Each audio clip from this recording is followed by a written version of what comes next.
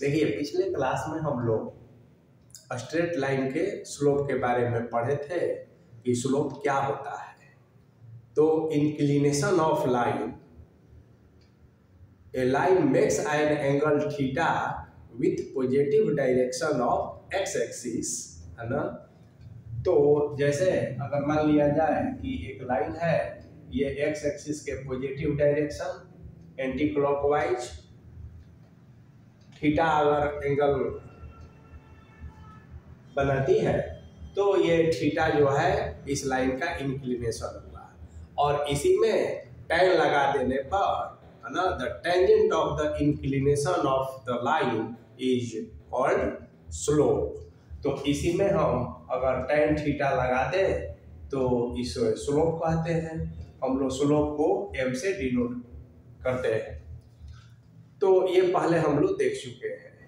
अब इसमें कुछ स्पेशल केस हम देखेंगे कि स्लोप ऑफ एक्स एक्सिस, तो पिछले क्लास में भी हम लोग इस पर चर्चा किए हैं, तेजी से एक बार देख लीजिए कि एक्स एक्सिस का स्लोप क्या होता है। तो एक्स एक्सिस स्वयं अपने के साथ कितने डिग्री का कोण, 0 डिग्री, इसलिए tan 0 0। तो स्लोप ऑफ एक्स एक्सिस 0 और स्लोप ऑफ वाई एक्सिस, तो स्लोप ऑफ वाई एक्सिस क्या हो जाएगा, tan 90, क्योंकि वाई एक्सिस, है ना, ये वाई एक्सिस एक्स एक्सिस के साथ कितने का एंगल बनाता है, तो 90 डिग्री।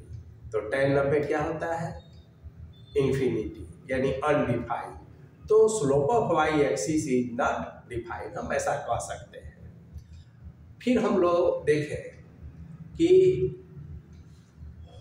एक्स एक्सिस के पैरेलल जितनी भी लाइंस हैं तो वो हॉरिजॉन्टल लाइन होती है, वो सभी का स्लोप भी 0 ही होता है। तो यदि ये देखा जाए कि स्लोप ऑफ हॉरिजॉन्टल लाइंस, तो आप क्या कहेंगे, 0। Slope of vertical lines is not defined, क्योंकि all vertical lines are parallel to Y axis, और वाई एक्सिस का स्लोप जो है डिफाइन नहीं है, इसलिए वर्टिकल लाइंस का स्लोप भी डिफाइन नहीं होगा। अब देखिए, मान लिया जाए कि ये 0 डिग्री, ये थीटा और ये 90 डिग्री, यानी कि ये फर्स्ट क्वाड्रेंट की बात हम कह रहे हैं। यदि मान लिया जाए, हम देखते हैं कि अगर m, है ना, तो स्थिति होता है जब आप किसी लाइन का स्लोप निकालते हैं, यानी कि tan थीटा निकालते हैं, तो कभी m जो है पॉजिटिव होता है और कभी m जो है नेगेटिव होता है।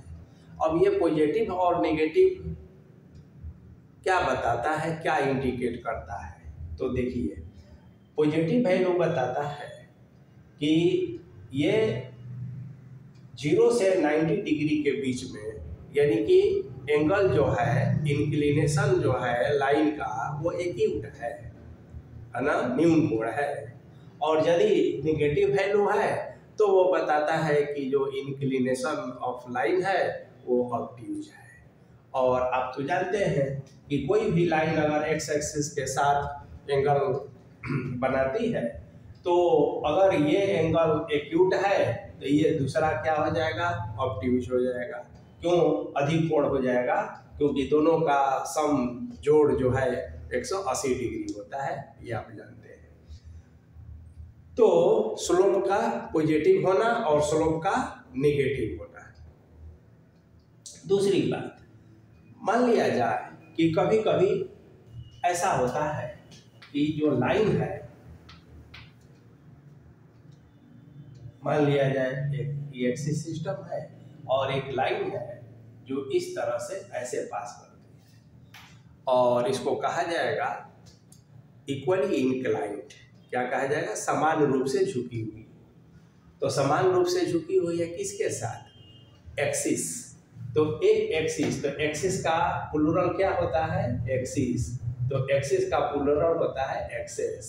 दोनों अक्ष को, एक्स एक्सिस और वाई एक्सिस को एक साथ यदि कहना है तो हम एक्सेस कहेंगे। तो लाइन इक्वली इंक्लाइन, तो आप ऐसे कह सकते हैं कि द स्लोप, है ना, slope of the line equally incline with access, है ना, इक्वली इंक्लाइंड विथ एक्सेस। तो कोई अगर सरल रेखा है वो अक्षों के साथ समान रूप से झुकी हुई हो।